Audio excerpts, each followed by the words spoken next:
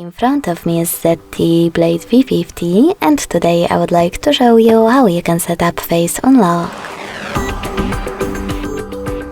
Begin by opening settings and scrolling down to access password and security.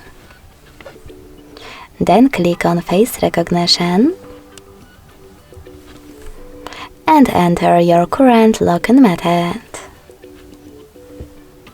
When you're ready, hit done at the bottom. Tap on this dot next to turn on raise to wake to disable or enable this option. And when you're ready, hit create now at the bottom. Remember to keep your face in frame and follow all of the instructions from your screen.